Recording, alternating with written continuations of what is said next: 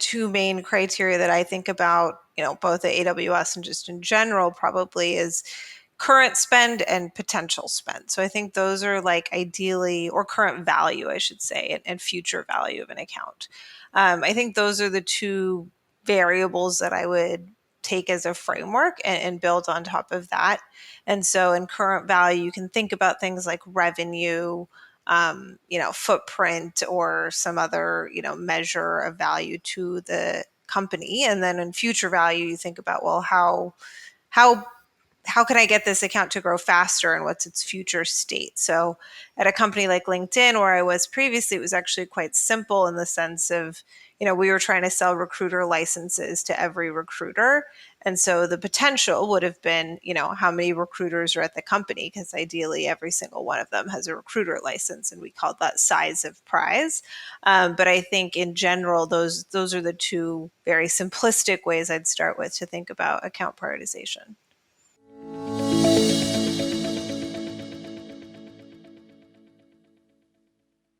That's definitely the harder one to figure out. And I think you can do it a couple different ways. For us, we're focused on a certain service. So I run the analytics service within AWS, like you mentioned.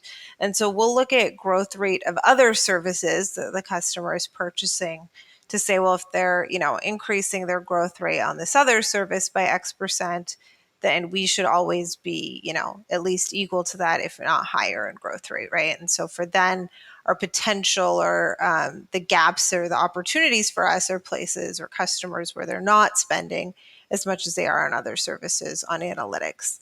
Other ways to think about it is,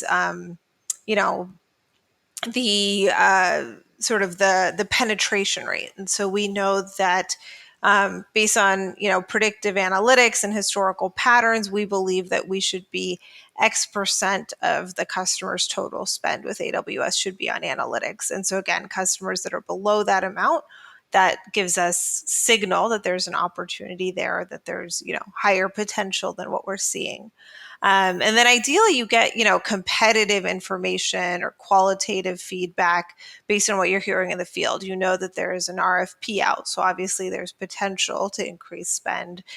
You see a blog post that they are talking to GCP or to other competitors, and so that's a signal for you that they're considering others, and you need to get, you need to be part of that conversation. And so, there's all sorts of external signals, market signals. If you're going after startups, obviously a big signal externally is fundraise. As soon as someone fundraises, that's generally a signal that there's money and investment to be made in platforms and other services, and that's a great opportunity to engage.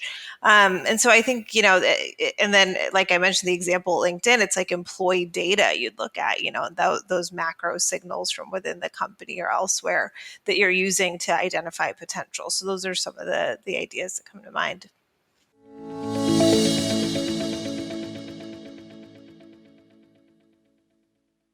I don't think I haven't seen one that's like amazing. Now, obviously, like Salesforce for us is the CRM that we use, and probably the widely used one. So I generally prefer tools that integrate within Salesforce and give you some of that intel within Salesforce. But it's really hard to find good tools that do that. So inevitably, you're relying on spreadsheets and emails and internal, we use Quip, but the equivalent of a Google Doc, where you're like constantly updating some notes that you have or opportunities that you're seeing, you're cascading to managers. So to be honest, I'm still on the lookout for an amazing tool, because I don't think I've found one that would do everything I want. And inevitably, it's a combination of different tools that you end up using to get some of these insights across to your sales team.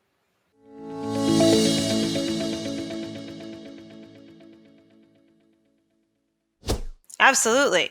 I mean, that's ideal, right? Because you're using real signals that you're getting in real time in the platform that the customer is in already, or that the user's in. So that's great.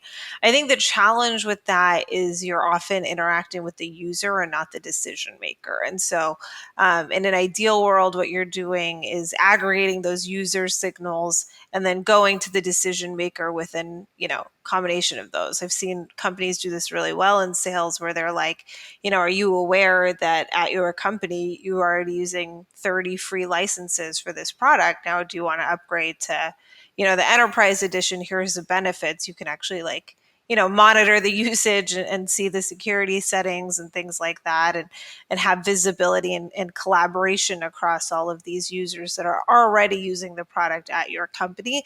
So I've seen that work really well. And I think that's, great data that you're coming into a conversation with the decision maker with, because that's something that they wouldn't know on their own, that, you've got all these people at the company already using this product for free. And this is clearly a need, and especially in IT, I think that happens a lot where people don't realize what the needs are in their org, and even in sales. I think a lot of times sales ops doesn't know what sales manager needs are, and so some of these insights that you're getting from freemium products, provide a huge value, because you don't realize forecasting is a need, and then you find out that like 800 sales managers are using this free forecasting product that's already integrating with some of your tools. And so I personally think that's a great way to go.